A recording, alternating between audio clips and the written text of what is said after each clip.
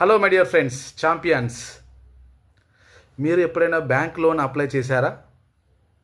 మీరు అప్లై చేసినప్పుడు మీ సిబిల్ స్కోర్ తక్కువగా ఉంది, సారీ సార్ మీకు లోన్ ఇవ్వలేం, మీ సిబిల్ స్కోర్ చాలా తక్కువగా ఉంది అంటే మీరు ఎంత ఇబ్బంది పడి ఉంటారు, ఎంత అవమానం పడి ఉంటారో.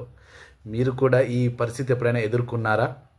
చాలామంది ఉద్యోగం చేస్తూ, బిజినెస్ చేస్తూ, చిన్న చిన్న తప్పుల వల్ల లోన్స్, క్రెడిట్ కార్డు యూజ్ చేస్తూ వాళ్ళ సిబిల్ స్కోర్ పడిపోతుంది. ఎందుకంటే సరైన టైంలో వాళ్ళు కరెక్ట్గా యూజ్ చేసే అవేర్నెస్ లేదు.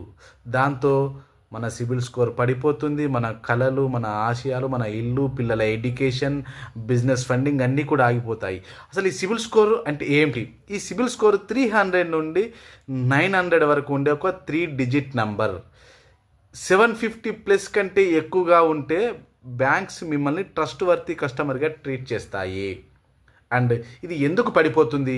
ఈఎంఐ లేట్ పేమెంట్ చేయడం వల్ల, క్రెడిట్ కార్డ్ లిమిట్ దాటడం వల్ల, అలాగే టూ మెనీ లోన్స్ అప్లై చేయడం వల్ల, ఎక్కువ లోన్స్ అప్లై చేస్తే కూడా మీ సిబిల్ స్కోర్ తగ్గిపోతుంది. అండ్ సెటిల్డ్ లోన్ పెండింగ్స్ వదిలేయడం వల్ల. దీన్ని ఎలా ఇంప్రూవ్ చేసుకోవాలి? ఈఎంఐ, క్రెడిట్ కార్డ్ బిల్లు టైంకి పేమెంట్ చేయాలి, అవసరం లేని లోన్స్ అవాయిడ్ చేయాలి.